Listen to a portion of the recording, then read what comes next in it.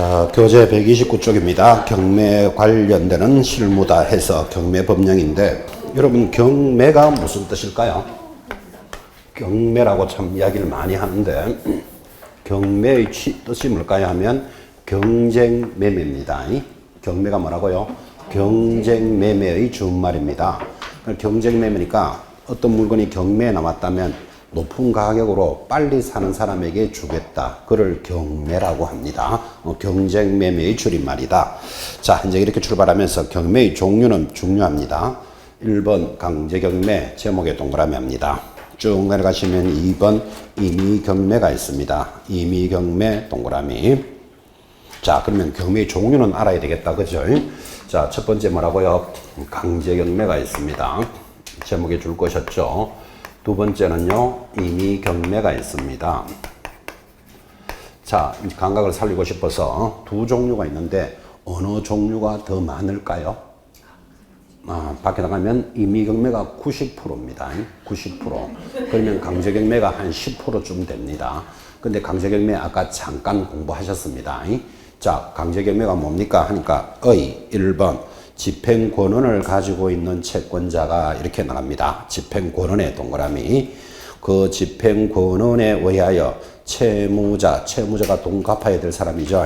채무자 소유의 부동산을 압류한 후 매각시켜 그 매각대금에서 금전채권의 만족을 얻는 집행방법이다. 2번 집행권한 문서는 채권자가 돈 받을 사람이죠. 채무자 돈 갚을 사람에 대하여 급부 청구권을 가지고 있음을 표시하고 그 청구권을 강제 집행할 수 있음을 인정한 시험에 넣은 바가 있습니다. 줄 것입니다. 공적인 문서이다 그랬습니다. 공적인 문서를 뭐라 부른다? 집행권은 이렇게 말하는데, 자, 그러면 공적인 문서가 어떤 게 있는데요? 밑에 참고 따라 붙었죠. 집행권한에는 줄만 하나 쫙 긋습니다. 확정된 이행 판결, 확정된 지급명령, 가집행선고부 판결, 화해조서, 조정조서, 청구인 납조서, 공정된 금전채권 문서 등이 있다. 우리는 이걸 공적인 문서라는데 지금 줄을 쭉 긋고 보니까 이것들이 개인이 만드는 겁니까? 법원에서 나오는 겁니까? 그 전부 법원에서 나오는 거. 그래서 공적인 문서다 이러잖아요. 그죠?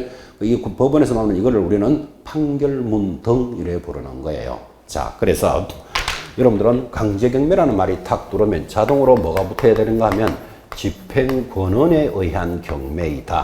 이 제목이 시험에 나옵니다. 집행권한. 자, 그런데 집행권한이 뭐라고요? 지금 쭉 읽어드렸지만 공적인 문서다 이랬잖아. 돈 받을 수 있는 공적인 문서를 가지고 하는 경매를 집행권한이랍니다. 바로 밑에 특징 한번 볼까요? 특징, 채무자 일반 재산을 대상으로 하고 일반 재산의 밑줄, 예견되지 않은 경매이고 예견되지 않은 밑줄, 그 다음에 세 번째가 인적 책임의 구현이다. 인적 책임의 밑줄을 딱딱딱 긋습니다. 그럼 그 특징이 그죠? 공부를 딱 해놓으면 지금 시작해야 될 임의경매하고 정반대예요.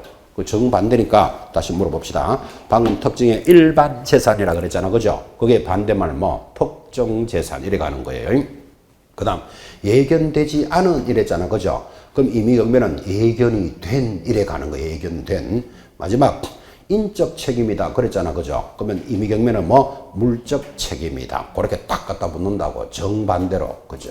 그래서 일단 큰 개념을 잡고 2번 내려갑니다. 임의경매가 90% 넘는다 그랬잖아요. 특징, 채무자 특정 재산에 대하여, 지금 아까 개수했잖아. 특정이라고 나온다고. 일반 재산이 아니고 특정 재산에 대해서 저당권, 전세권, 담보, 가등기 등의 실행으로 그 특정 재산을 매각하여 담보권자에게 우선 변제를 얻게 하기 위한 밑줄 긋습니다. 담보권 실행의 경매이다. 자, 그럼 이제 다 읽어드렸으니까 임의경매는 뭐라고요? 담보권을 실행하는 경매이다. 강제경매는요, 집행권한에 의한 경매이다. 그래서 이제 특징도 나타났는데 지금 교재는 다 읽어드렸으니까 다시 현실적으로 일어날 수 있는 걸로 이해를 한번 시켜봅시다. 그림 안 그리셔도 됩니다. 갑이 있습니다. 여기 을이라는 사람이 이럽니다. 돈 1,000만 원을 좀 빌려주세요. 그럽니다. 갑이 누구에게요? 을에게 천만 원을 빌려주세요. 그래요. 천만 원 빌린 것을 돈을 차용한다. 이런 말 들어보셨죠? 그래서 을이 차용증을 적어놓고 돈을 천만 원 빌려줬어요. 그런데 갑이 돈을 안 갚아주네. 그러면 돈 받아야 될 채권자가 어떻게 해야 될까요? 여러분 돈 안 빌려줘 봤습니까? 돈 빌려달라는데 차용증 적어놓고 돈을 빌려줬는데 돈을 안 갚아주더라고. 어떻게 해야 될까요? 1번 머리를 쥐 뜯어본다. 2번 삽을 들고 간다. 뭐 이런 소리가 될 문제가 아니지. 그건 그렇고 돈 빌려줘 봤습니까? 네. 빌려줬는데 다 받았습니까? 못 받았어. 못 받아가 어떻게 했어요? 그냥 면제시켜줬어요. 면제시켜줬어요. 인심도 좋다, 그지? 저한테도 좀 빌려주시겠습니까? 그걸 안 갚으면 면제시켜줍니까? 포기했다 이 말이다, 그죠? 포기했다 이 말. 돈 빌려줘 본 적 있습니까? 뭐 얼마 빌려주는 이건 안 물어볼게. 큰 거 작은 거 말고 빌려줘 본 적은 있다. 다 받았습니까? 다 못 받았어. 어떻게 했습니까? 네? 포기했다. 대체적으로 이래 대답만 나와요. 돈 빌려줘 본 적 있습니까? 안 빌려줬습니까? 그냥 주지요. 그냥 줬습니까? 참고를 하시기 바랍니다. 옆에 분들. 빌려주냐고 그냥 주는구나. 그래. 그럴 수도 있습니다. 다시 돈 빌려줘 본 적이 있다. 있다. 돈 빌려줘서 다 받았습니까? 다 못 받았다. 어떻게 했습니까? 대체적으로 보여. 제가 그죠. 이 수업 할 때마다 물어봐. 돈 빌려줘 본 적이 있습니까? 하면, 그래, 크든 작든 빌려줘 본 적이 다 있죠. 그럼 다 받았습니까? 합니까? 거의 다 못 받았대. 거의 다 못 받았대. 그럼 못 받았으면 어떻게 했습니까? 거의 다가 포기했대. 지금도 물어보니까 그렇게 이야기하시잖아. 그죠? 그 돈은 빌려가면 안 갚아도 되는가 봐. 대체적으로 포기 다 하니까. 그죠? 지금 하고 싶은 이야기가 뭔가 하면, 포기하면 이 공부할 필요 없어요. 근데 돈을 받아야 되겠다면 어떻게 하겠습니까? 지금 이렇게 진행이 지금 되고 있잖아. 그지? 나 포기했는데, 그럼 이 공부할 필요가 없다고. 그지? 받으려면 어떻게 하려고 그럽니까? 자, 그러면 머리를 쥐 뜯는다, 들어눕는다, 삽을 들고 간다. 거래가 해결 안 된다 그랬잖아. 그죠? 경매를 신청하는데, 자, 차용증을 받고 1,000만 원 빌려줬는데 돈을 안 갚아주더라. 그러면 받을 수 있는 방법이 소송 내야 돼요. 그냥 삽을 들고 간다 이래가 될 문제가 아니라고. 소송을 내는 것을 대여금 반환 청구 소송 그래요. 빌려준 돈을 갚아라 이런 뜻이에요. 소송을 내려면 증거가 있어야 돼요. 내 빌려준 증거 뭐가 있죠? 차용증이라는 증거가 있잖아요. 지금 그죠? 그 증거를 가지고 소송을 내는데 이 차용증은 공적인 문서가 아니라는 걸 알 수 있다고. 지금 여러분 아까 쭉 읽었는 것들이 전부 다 판결문 그런 것들이지 그게 차용증이라는 말은 없었잖아요. 지금 그죠? 그래서 차용증은 여러분 사회에 나가면 야, 돈 500만 원 빌려줘. 그 대신에 차용증 적어줄게. 이런다고요. 그럼 차용증은 돈을 빌려줬다라는 증거는 되지만 이걸 가지고 돈을 받는 건 아니라고. 증거는 되지만, 그죠? 그러니까 뭐를 했다? 소송을 냈잖아, 지금. 그죠? 소송을 내면 뭐가 나오지요? 판결문이 나오겠죠. 그러면 아까 쭉 읽었던 판결문의 종류가 거기서 있는 거예요. 그 판결문을 뭐라고 부른다? 집행권원이라고 부른다고. 이 집행권을 가지고 갑의 일반적인 재산에다가 경매를 신청해서 그 사람의 재산이 팔리면 그 돈을 받아가는 게 강제경매예요. 갑이 어떤 재산이 있을까요? 가만히 한번 봐봐요. 돈 빌려간 사람이잖아요. 그죠? 돈 빌려간 사람이 어떤 재산이 있을까요? 집도 있을 거고, 땅도 있을 거고, 자동차도 있을 거고, 비행기는 없겠고, 비행기는 없고, 텔레비, 냉장고, 선풍기 이런 거 있겠죠. 그런 거를 뭐라 부른다? 일반 재산이라 그런다니까요. 일반 재산을 경매시켜서 여러분 가끔 드라마 같은 데 보면 빨간 딱지 붙인다 뭐 이런 거 들어본 적 있죠? 드라마에 울며 불며 매달리면서 막 이런 거 나오잖아요. 그죠? 그게 무슨 경매가 진행되는 거다? 강제 경매의 모습이에요. 그거를 하려면 뭐가 있어야 된다? 판결문이 있어야 돼. 판결문을 뭐라고 부른다? 집행권원이라고 부르는 거예요. 그러니까 이제 특징이 나타났잖아 봐요. 자, 이렇게 그림을 딱 이해해 보니까 무슨 재산에 대해서 경매를 붙인다? 일반 재산에 대해서 텔레비, 냉장고, 선풍기 이런 말 했잖아. 자동차, 그죠?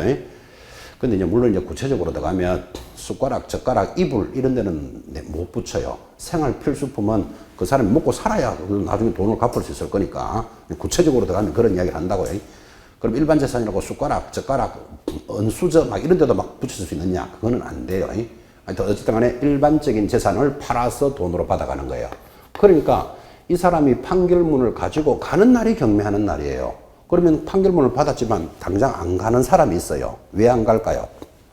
가봤자 재산이 별로 없다고 생각되기 때문에 그럼 나중에 재산이 만들어지면 시작할 거야. 이렇게 대기하고 있어요. 그럼 당장 가도 되고. 그래서 이거를 뭐라 부른다? 예견되지 않은 경매다. 이런 말이 아까 지나갔다고.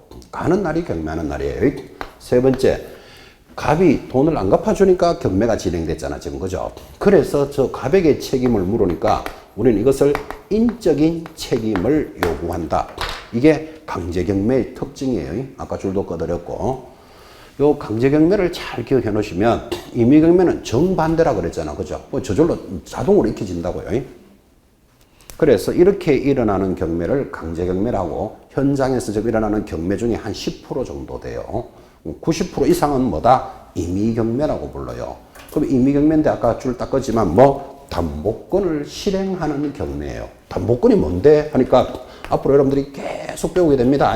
저당권을 설정하고 담보 가등기를 설정하고 등등등등등 등기되어 있는 권리를 실행한다 그랬습니다. 자, 이것도 그림으로 한번 표시해 볼까요? 저당권 담보권을 실행하는데 그림이 똑같습니다. 여러분 그리지 말고 갑이 을에게 돈을 1,000만 원 빌려주세요 합니다. 그림이 똑같잖아요. 자, 근데 을을 여러분과 같은 개인이어도 되지만 국민은행이다. 그러면 조금 더 이해하기가 편할까요? 자, 갑이 국민은행 또는 마을공고에 가서 1,000만 원을 빌려주세요 합니다. 그때 국민은행이 뭐를 요구할까요? 국민은행이 그죠? 국민은행에 가서 돈 1,000만 원 빌려주세요 하니까 아까 갑이 그림이 지금 똑같잖아요. 그러니까 을에게 네, 차용증 적어줄게. 1,000만 원 빌려주세요. 그러면 국민은행이 어디 아프십니까? 이래 묻습니다. 갑자기 아프십니까? 하니까 놀라가지고 차용증에다가 코팅해 올까요? 한번 물어봐요. 그럼 119 실려가요. 차용증에다 코팅해가지고 장미 2송이 붙여도 안 빌려줘요. 국민은행이 뭐를 요구할까요? 담보를 제공해라. 100% 그렇게 말해요. 그래서 이 갑이 담보가 아파트가 있다고 쳐요. 그럼 아파트를 담보하고 1,000만 원 빌리는 것을 저당권을 설정한다. 이 정도는 이해하시죠? 아파트 저당을 설정하고 1,000만 원을 빌렸는데 똑같이 갑이 돈을 안 갚아줍니다. 그러면 국민은행이 요 물건에 대해서 경매를 딱 신청합니다. 그래서 그 물건이 팔리면 빌려준 돈을 찾아가는 거예요. 그 찾아가는 걸 환가한다. 아까 그렇게 읽었어요. 그러니까 특징이 탁 나타나죠. 자, 한번 봐요. 여기는 일반적인 재산이었으면 요거는 저 물건에 대해서 경매가 일어나잖아. 그죠? 그래서 이거를 뭐라고 부른다? 특정 재산에 대한 경매가 일어난다. 이런 말이 탁 나온다고. 정반대라 그랬죠? 여기는 예견되지 않은 경매, 판결문을 가지고 가는 날이 경매하는 날이라 그랬죠? 왜 지금 바로 안 간다 그랬죠? 재산이 없을 수도 있으니까 있으면 내가 가겠다. 대기하고 있는 거예요. 바로 가도 되지만. 근데 여기는 저당권을 설정할 때부터 네 돈 안 갚아주면 경매하겠다라는 게 준비가 탁 돼 있습니다.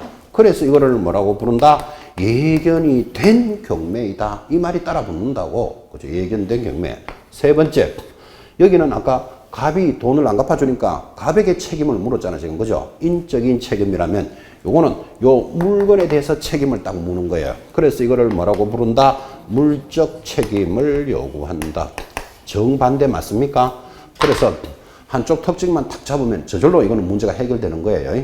그래서 공부하시면서 뭐는 뭐 막 이렇게 암기하지 말고 정반대로 구성이 된다.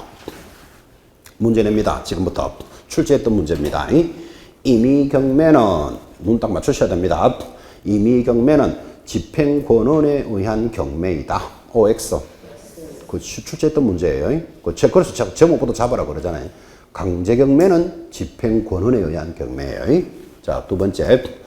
예견되지 않은 경매로서 인적인 책임을 요구하는 것을 임의경매라고 한다. X. 임의경매는 뭐가 아니고 강제경매를 한다. 이렇게 들어가야 된다고. 문제 어떻게 들어온지 아시겠습니까? 한 번만 더 훈련합시다. 특정 재산에 대해서 경매가 일어나고 예견이 된 경매로서 이를 강제경매라고 한다. X, 그거를 임의경매라고 한다. 됐습니까? 문제를 어떻게 거는구나 훈련했습니다.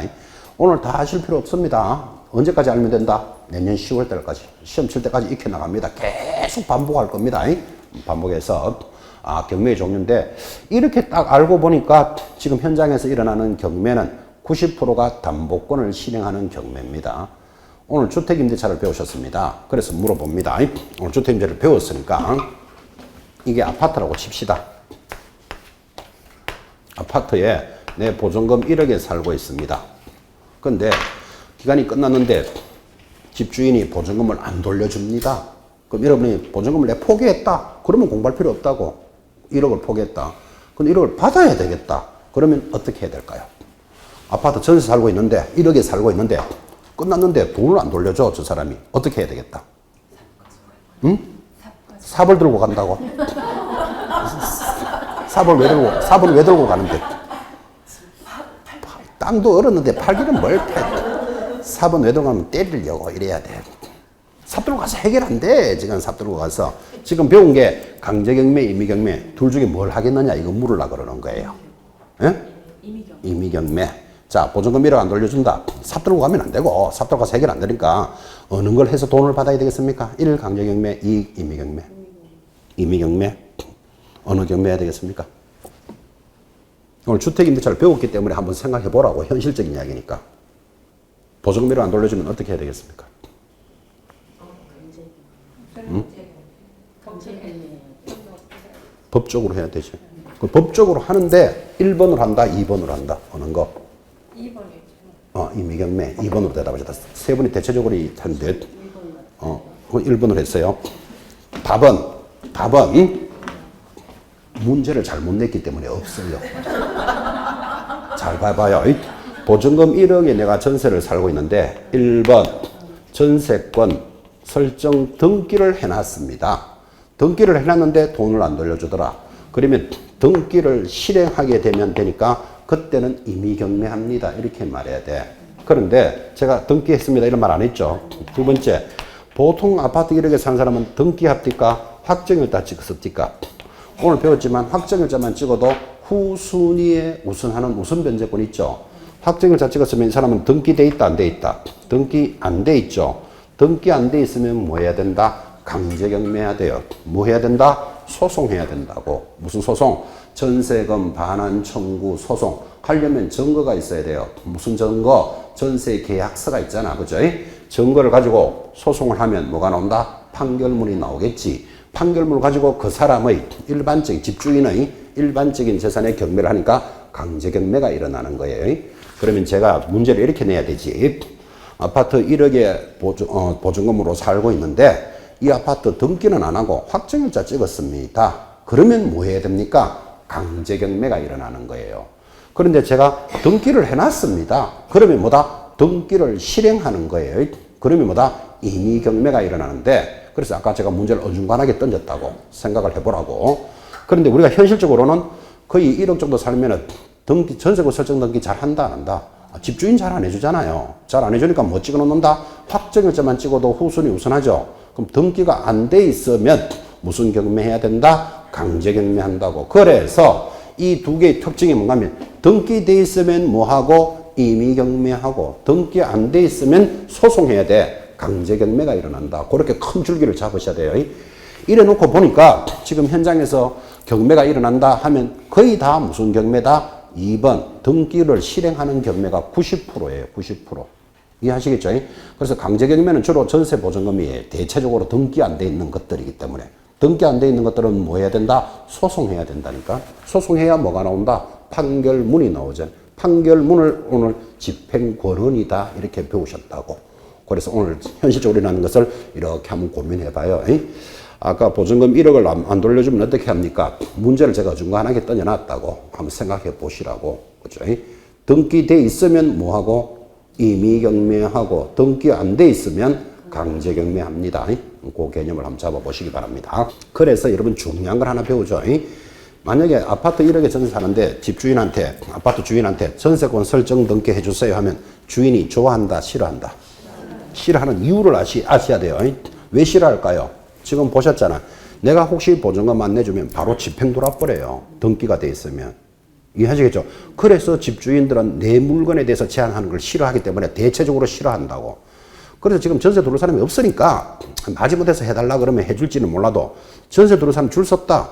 그러면 전세권 등기 해주세요 한 사람한테는 가세요 이런다고. 해주기 싫다 이 말이에요.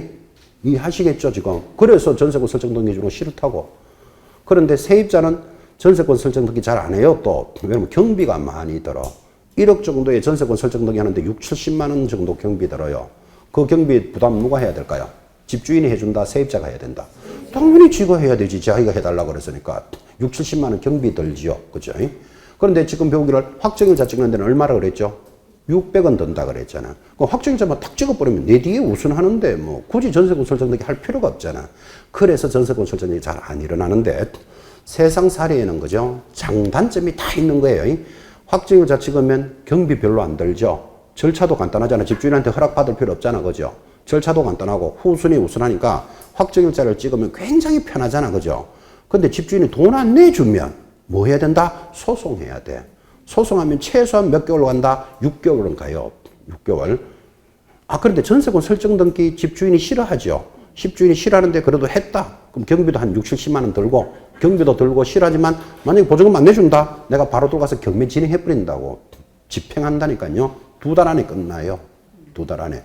장단점이 다 있다고 세상에. 그죠? 그래서 옛날 어른들이 정자도 좋고 물도 좋은 곳은 없다 이래요. 정자가 좋다 이 말은 경치가 좋아요. 그러면 모기가 버글버글 끓어요. 그런 데는. 근데 경치는 별로 안 좋아도 또 뭐 모기가 없는 데도 있어. 그래서 정자도 좋고 물도 좋은 곳은 없다. 뭐 이런 말들이 있다고. 세상살이. 그죠? 장단점이 다 있다 이 뜻이겠죠. 근데 요즘 약간 이렇게 빗나가는 게 많아요. 원래 공부를 못하면 머리가 좋게 돼 있어요. 보통 공부 못하면. 공부를, 정말 말하자면. 인물이 못생겼으면 공부를 잘해요. 하늘이 뭐는 준다고요. 인물이 못생겼으면 공부를 잘하고, 인물이 잘생겼으면 머리가 좀 티미해요. 대체적으로 잘생긴 사람들은. 그죠? 그런데 요즘은 집도 부자인데다가, 재벌인데다가, 탤런트인데다가, 서울대 출신인데다가, 막 이런 게 많아요. 그래서 이 세상이 좀 안 맞다라는 생각이 드는데, 개인적으로는 수명은 안 짧겠나 이런 생각해요. 그래야 세상 살이가 아니라 다 공평하다니까. 장단점이 다 있다니까. 그죠? 하여튼 힘내고 사시기 바랍니다. 그래서 전세권 설정 등기 확정일자가 어떻게 움직인다. 현실적으로 한번 이렇게 느낌 한번 가져봐요. 그죠? 이런 것들이 의미가 있습니다. 자, 그래서 경매의 종류 크게 2가지로 나누었습니다. 이게 기초입니다. 자, 그 다음에 넘어가면 150페이지 경매의 절차. 이제 경매는 이렇게 시작하는데 이를 경매를 받으러 가기 전에 절차를 알기 전에 뭐부터 해야 되는가 하면 권리 분석부터 해야 돼요. 그래서 경매에서 2번째 중요한 게 권리 분석이에요. 먼저 권리 분석하고 앞으로 가야 돼요. 그래서 여러분들은 교재 134페이지 상단의 2번 권리 분석을 확인하고 있습니다. 자, 경매에서 2번째 중요한 건 뭐라 그랬다고요? 권리를 분석해야 된다. 자, 권리 분석이 무슨 뜻입니까? 하니까 2번에 1번 134페이지 보고 있습니까? 자, 매각 부동산 이외의 모든 저당권은 소멸한다. 그럼 줄 한번 끄십시오. 저당권은 소멸한다. 2번 지상권, 지역권, 전세권 및 등기된 임차권은 저당, 압류, 가압류에 대항할 수 없는 경우에는 매각으로 소멸한다. 또 매각으로 소멸한다. 줄 한번 꺼보시고 3번 저당, 압류, 가압류에 대항할 수 있는에 해당하는 길게 동그라미 대항할 수 있는 지상권, 지역권, 전세권 및 등기된 임차권은 매수인이 인수한다에 밑줄 긋고 다만 그중 전세권의 경우에는 전세권자가 배당을 요구하면 소멸한다. 그 배당 요구에 줄 긋고 소멸의 동그라미 해놓습니다. 마지막 4번 매수자는 유치권자에게 유치권으로 담보되는 채권을 반환할 책임이 있다. 책임이 있다 정도만 줄 것이고 자, 이 권리 분석이 그죠? 굉장히 복잡합니다. 이 권리 분석이 굉장히 복잡하고 권리라는 것은 살아서 움직이는 것이기 때문에 생물이다 그런 말을 합니다. 권리는 살아서 움직이니까 생물이기 때문에 굉장히 복잡한데 우리 인문서에는 하나, 둘, 셋, 네 개 정도로 이렇게 간단하게 이렇게 맛만 보여주고 있습니다. 그래서 여러분들은 그 정도는 기억하면 좋겠는데 첫 시간에 그래도 권리 분석은 좀 익히라고 이렇게 설명을 합니다. 권리 분석이 무슨 뜻입니까? 하니까 그림 그리지 말고 봅니다. 이 아파트라고 칩시다. 경매 나왔습니다. 이 물건이 경매 나왔는데 여러분이 나 이걸 1억에 받고 싶습니다. 1억에 낙찰 받는 것을 경락 받고 싶다 이 말이에요. 경락을 받으려고 그러는데 이 물건의 권리를 잘 분석해야 돼. 그래서 권리 분석이 무슨 뜻입니까? 하니까 방금 빠르게 읽었지만 소멸되는 권리, 소멸되는 권리를 삭제주의라 그래요. 그 다음에 인수한다, 인수주의를 찾아가는 것을 권리 분석이라는데 삭제와 소멸이 무슨 뜻이냐? 삭제와 인수가 무슨 뜻이냐 하면 자, 이 물건이 지금 1억의 경매가 나왔다 그랬죠. 그죠? 그럼 여기 권리들이 쫙 붙어 있어요. 제 마음대로 적습니다. 1번 국민은행에 저당권이 5천만 원 설정되어 있습니다. 2번 저당권이 이번에는 마을금고에도 5천만 원 있다고 칩시다. 3번 뭐 임차권 등기도 되어 있습니다. 오늘 임차권 등기 들으셨죠? 보증금을 안 내주고 등기하고 나가면 뭐는 인정해준다? 대항력은 인정해준다. 이런 거 들으셨죠? 돈은 다 붙어 있습니다. 안 적어서 그렇지. 유치권이라는 권리도 있습니다. 돈 다 붙어 있습니다. 5번째 뭐 전세권 등기도 있다고 칩시다. 그죠? 자, 이 물건이 경매에 나왔는데 제 마음대로 적었습니다. 한 5가지 권리가 붙어 있는데 내가 경매로 낙찰을 받고 나면 삭제되는 권리가 있다. 삭제된다는 말은 이거는 없어진다. 삭제된다는 말은 없어진다. 그 말이잖아. 그죠? 없어지니까 이거를 뭐라 부른다? 안전한 권리다. 그 뜻이에요. 없어져 버리니까 나로 하여금 부담이 없잖아. 그죠? 그런데 내가 이 물건을 1억에 낙찰을 받고 나니까 이거는 인수해야 된다. 그럼 인수한다는 말은 그만큼 돈을 더 내놔야 된다. 이 말이에요. 그래서 인수되는 권리를 뭐라 그런다? 위험한 권리다. 이렇게 부른다고. 돈을 더 내놔야 되니까. 그래서 권리 분석이라는 것은 안전한 권리와 위험한 권리를 찾아가는 것. 이게 권리 분석이에요. 자, 다시 묻습니다. 권리 분석이 무슨 뜻이라 그랬죠? 안전한 권리와 위험한 권리를 찾아가는 것. 그것을 권리 분석이다. 그럼 여러분 이 말을만 듣더라도 경매를 함에 있어서 권리 분석은 중요하다, 안 중요하다? 굉장히 중요하죠. 그래서 아까 권리 분석하고 물건 받으러 가야 된다. 내가 그렇게 이야기했잖아, 지금. 그죠? 그러면 시험에 이런 거 나오겠죠. 5개 권리를 딱 떼어놓고, 왜 5개죠? 우리는 오지선다형이잖아. 5개 권리를 딱 떼어놓고, 다음 중 안전한 물건을 찾으시오. 안전한 물건을 찾으시오 하면 뭐를 찾아야 된다? 삭제주의를 찾아라. 이 말이 그 말이. 다음 경매 물건 5가지 중에서, 왜 5가지죠? 오지 선다니까. 5가지 중에서 가장 위험한 물건을 찾으시오. 그럼 뭐 찾아야 된다? 인수주의 찾아야 된다. 이 말이에요. 안전한 권리와 위험한 권리를 찾아가는 것. 그래서 이 내용이 복잡하다고 이게. 복잡하지만 최소한 이 정도는 익히셔야 돼요. 자, 그러면 안전한 권리, 삭제되는 게 어떤 게 있을까요? 하면 이거는 단순 암기입니다. 암기해야 됩니다. 저당권, 건저당권, 무조건 삭제됩니다. 아까 살짝 읽었지만 압류, 가압류 삭제됩니다. 담보, 가등기 항상 삭제되는 권리. 적기는 많이 적었는 것처럼 별거 안 되죠. 저당권, 건저당권, 압류, 가압류, 담보, 가등기 항상 삭제됩니다. 그건 안전한 권리다. 그 말이에요. 그리고 가만히 보면 요런 놈들은 돈 빌려주고 만들어진 권리들은 전부 다 삭제되는 거예요. 저당, 건저당, 담보가등기, 압류, 가압류 전부 돈 빌려주고 만들어지는 거예요. 여러분 국민은행에 저당권 설정했다 이런 거 들어보셨죠? 돈 빌려주고 저당권 설정하잖아요.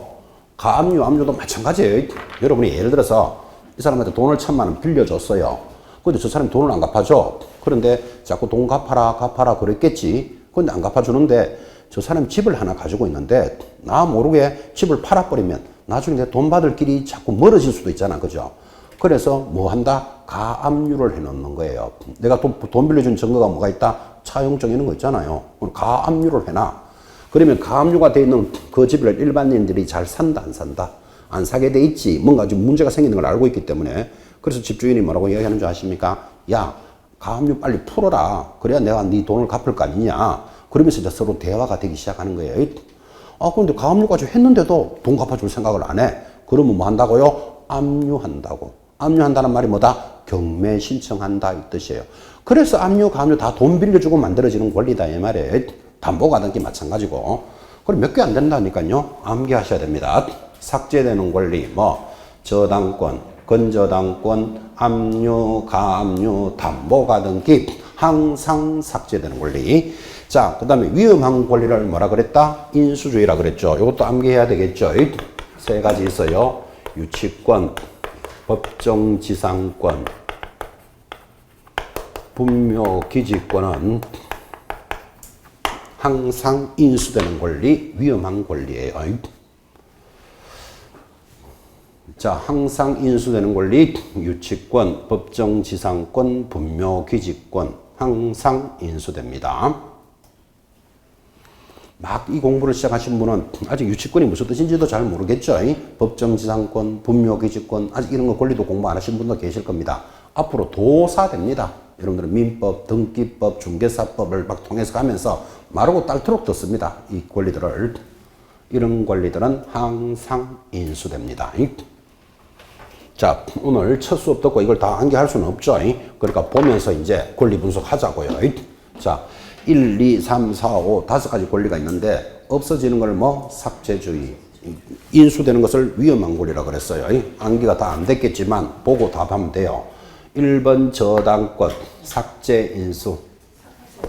저당권은 무조건 삭제되는 권리예요. 그래서 안전한 권리예요. 2번 저당권, 저당권 무조건 삭제, 그죠? 지금 이렇게 삭제를 시킨다 그러니까 여러분들은 뭐 지우개로 싹 지운다, 화이트로 지운다가 아니고 여기 1억이라는 대금이 낙찰이 되면 이 사람 5천만 원 배당해주면서 삭제, 배당해주면서 삭제되는 거예요. 빌려준 돈이니까 돈 갚아주면서 삭제시키고 갚아주면서 삭제되는 거예요. 돈 갚아준 걸 배당한다 그래요. 배당하면서 삭제, 배당하면서 삭제. 근데 돈은 1억인데 1번, 2번 하고 하니까 돈은 다 돼버렸죠. 그 다음부터는 이제 한 푼도 못 받고 삭제되는 거예요.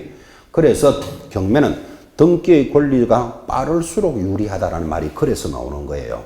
저 밑에 있으면 뭐 아무리 돈 받고 싶어도 돈 있어야 받지. 다 끝났는데, 그죠? 그럼 위험할 수 있겠죠.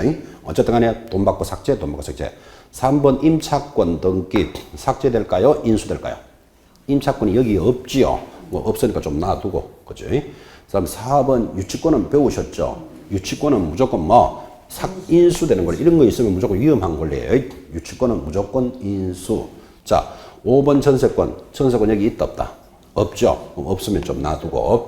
자, 그러면 여러분들이 삭제와 인수를 공부하고 나면 다 정리가 되면 다행인데 남는 게 생길 수 있잖아. 그죠?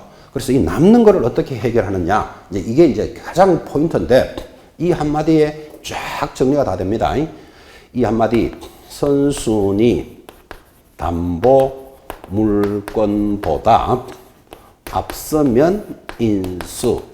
이 한마디 쫙 다 날아갑니다. 뭐라고요? 선순위 담보 물건보다 앞서면 인수. 여러분 이 말을 지금부터 10번만 읽어봐요. 선순위 담보 물건보다 앞서면 인수. 이거 10번 읽으면 저절로 나오는 말이 뒷서면 삭제. 이 말은 저절로 붙는 거예요. 그래서 요 한마디에 다 날아가는데 이 선순위 담보 물건을 다른 말로, 똑같은 말로는 말소 기준 권리다라고도 말해요. 그러면 이렇게 읽어도 되나요? 말소 기준 권리보다 앞에 있으면 인수, 뒤에 있으면 삭제. 그거하고 같은 말이에요. 자, 그러면 시험에서 이런 말을 물을 수 있겠지. 다음 권리들 중에서 말소 기준 권리를 찾으시오. 그 말은 권리 분석을 할 줄 아는가를 보겠다는 뜻이에요. 말소 기준 권리보다 앞에 있으면 인수, 뒤에 있으면 삭제. 그 뜻입니다. 자, 그러면 선순위 담보 물건이라는 게 선순위니까 앞에 있는 이 말이잖아. 그죠? 앞에 있는 담보 물건보다 앞에 있으면 인수, 뒤에 있으면 삭제인데 지금 여기 1번부터 5번까지 권리가 있다 그랬잖아요. 여기서 선순위 담보 물건이 몇 번 무슨 권리일까요? 여기 1번부터 5번까지 중에서 선순위 담보 물건 1번 저당권이 선순위 맞잖아. 이거보다 더 앞에는 없잖아 지금. 그래서 요 권리를 기준으로 앞에 있으면 인수되고 뒤에 있으면 삭제하겠다. 지금 이 말을 한 거라고. 그러니까 이제 정리가 다 돼버렸죠. 자, 3번 입찰권 앞에 있다 뒤에 있다. 뒤에 있잖아. 그럼 눈 감고 삭제 싹 시키면 된다고. 자, 5번 전세권 앞에 있다 뒤에 있다. 뒤에 있잖아. 무조건 삭제. 제가 안 적어서 그렇지 얼마를 더 적어도 전부 다 삭제 쫙 시켜버리면 된다고. 선순위 담보 물건보다 앞에 있으면 인수, 뒤에 있으면 삭제예요. 이때 시험에서 슬쩍 1번 저당권, 2번 저당권인데 2번 저당권자가 뭐 했다? 경매를 신청했다. 그런 말에 쏙을 필요 없다고. 경매는 누가 신청했든지 관계없다니까요. 선순위 담보 물건보다 앞에 있으면 인수, 뒤에 있으면 삭제. 됐습니까? 이 한마디에 권리가 쫙 다 끝났는 거예요. 그럼 남아있는 것들은 싹 청소 다 했다고 지금 그죠? 마지막 하나가 살짝 더 지나가셨죠. 최선순위 전세권이라는 놈이 있어요. 자, 요거는 또 잘 보면 최선순위 전세권은 제일 앞에 있는 전세권 이 말이겠지. 이거는 배당을 요구하면 배당받고 삭제되는데 배당 요구를 안 하면 인수돼요. 그래서 요 놈은 아주 독특한 놈이기 때문에 시험에서 잘 걸어요. 최선순위 전세권은 배당 요구하면 삭제되는데 배당 요구를 안 하면 인수된다. 여러분, 인수되는 권리는 위험한 권리라 그랬잖아. 그죠? 이런 것들은 여러분들이 나중에 공부하시면서 이제 학습이 진행될수록 이런 거는 줄줄줄 외웁니다. 여러분들 저절로. 근데 여기 숨어있는 인수를 잘 놓칠 수가 있다고. 요건 잘 봐야 돼, 시험에서. 인수한다라는 말은 무슨 말이죠? 위험하다. 그런 뜻이에요. 자, 그럼 이건 다시 설명하면 최선순위 전세권이 무슨 뜻이다? 제일 앞에 있는 전세권. 지금 여기 1번부터 5번 중에서 최선순위 전세권이 있다, 없다? 없잖아요. 1번이 저당권이니까 없잖아요. 그걸 하나 넣어주면 돼요. 그게 분필로 적는 점의 좋은 점이에요. 1번 전세권 넣어주는 거라.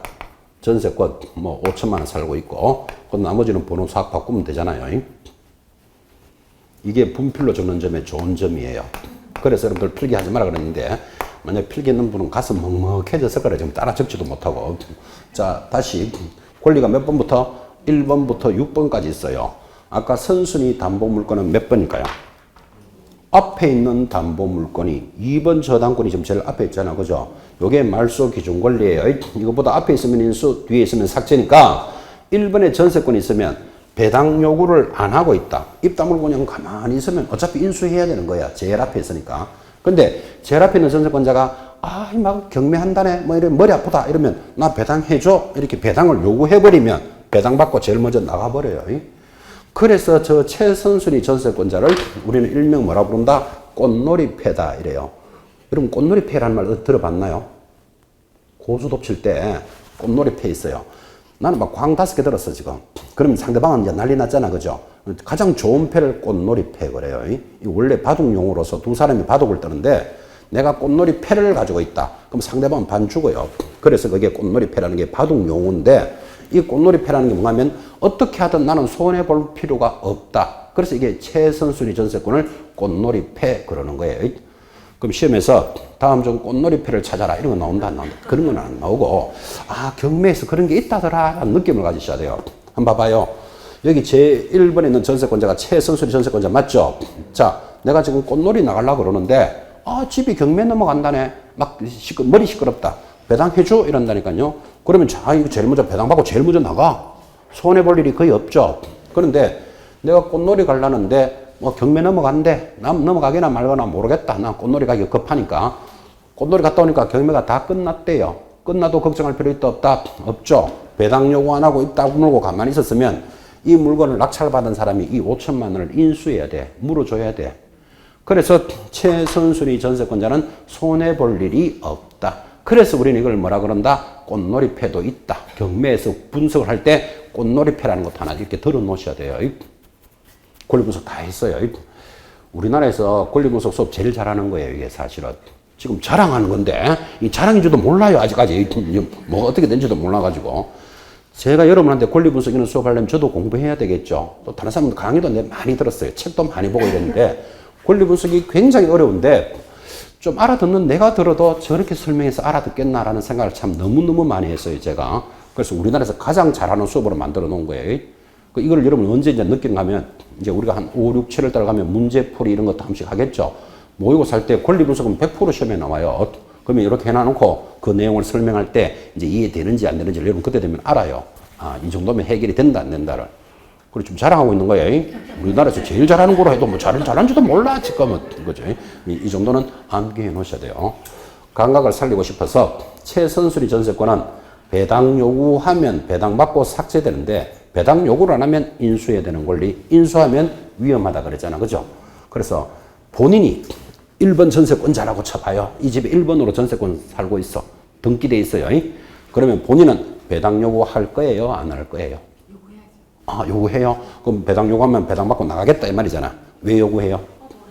아, 머리 아팠어. 그래, 좋았어요. 머리 아파서 배당 요구하면 돼요. 본인이 제1번에 있는 전세권자, 제일 앞에 있는 전세권자예요. 배당 요구한다, 안 한다? 요구 안 해요. 봐, 요구 안 하는 사람도 있잖아, 봐. 왜 요구? 어차피 다 되니까. 그렇죠. 어차피 나는 뭐 손해볼 일이 없으니까 그 이야기 하려고 그런 거잖아. 그죠? 봐요. 두 분만 물어봐도 생각이 다르잖아. 봐요. 그래서 배당 요구 하나가 안 하고는 여러분 자유예요. 알아서 하면 되는데 배당을 요구하면 배당 받고 삭제돼요. 제일 먼저 받고 나가는 거예요. 근데 안 한대. 왜 안 하는데? 어차피 난 손해볼 일 없으니까 안 하겠다. 그럼 안 해도 돼. 그 자기 알아서 하라고요. 현장에서는 배당 요구 많이 할까요? 안 할까요? 실무에서는 배당 요구 되도록 많이 해요. 왜 많이 한다? 아까 했잖아. 머리 아프니까. 아마 배당 받고 난 나갈 거야. 그래서 대체적으로 배당 요구를 많이 하는데 안 하는 사람들이 생겨요. 왜 생겼냐면 그 돈 받아가서 지금 그만한 집에 못 들어가. 그리고 어차피 기한까지 살 거야. 그래서 배당 요구 안 하는 사람이 있는 거예요. 그러면 요구를 하고 안 하고는 자기가 알아서 하면 되는데 저 물건을 낙찰받는 사람은 조심하셔야 돼요. 저기 있는 사람이 배당을 요구했다. 그러면 내가 이 낙찰받은 돈에서 자기가 받고 나가니까 내하고 부담이 없잖아. 그죠? 근데 저 사람이 배당 요구 안 했다. 그럼 내가 1월 낙찰받고도 5천만 원 더 내줘야 돼. 그래서 낙찰 받는 사람은 아주 주의하셔야 돼요.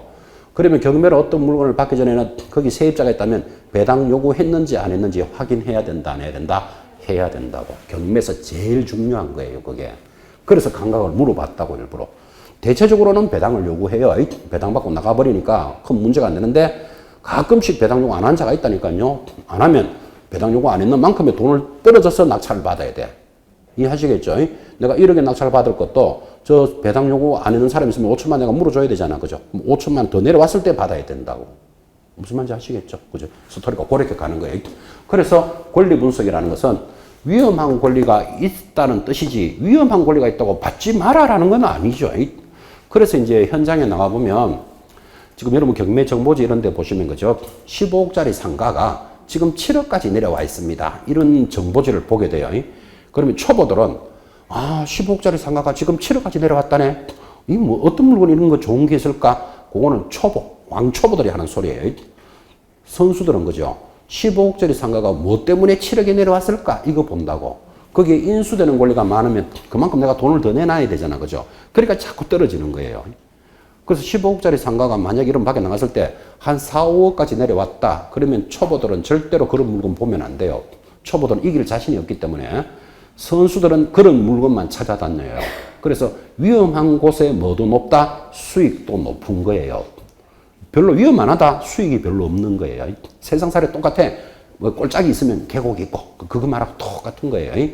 그래서 일반적으로 가장 위험이 적은 물건이 뭐다? 아파트예요. 왜 그런가 하면 아파트에는 유치권, 법정지상권, 분묘기지권 이런 위험한 권리가 안 붙기 때문에 그래서 초보들은 대체적으로 처음부터 뭐부터 한다? 아파트, 빌라 이런 것부터 한다고. 상식적으로 위험한 게 떨어지기 때문에. 근데 이제 좀 경매가 좀 된다. 그러면 이런 위험한 물건들이 있는 곳에 뭐가 많다? 수익이 높다고요. 저 사람이 유치권을 주장하지만 가짜 유치권자일 수도 있고 또 법정지상권이 있다고 주장하는데 이건 내가 부담해야 된다 그랬잖아. 그죠? 근데 알고 보니까 가짜 법정지상권이네. 이런 걸 밝혀낼 수 있다면 수익이 굉장히 커지는 거예요.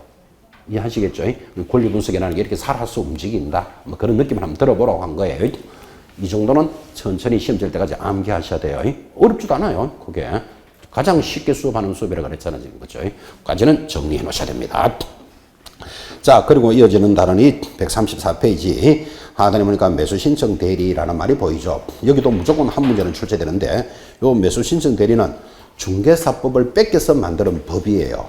그러니까 지금 중개사법도 겨우 이제 한번 들을똥말똥했기 때문에 비교 안 되죠. 그래서 매수신청 대리는 한 3, 4월쯤 가서 할 거예요. 중개사법의 윤곽을 잡아야 이게 비교가 되기 때문에.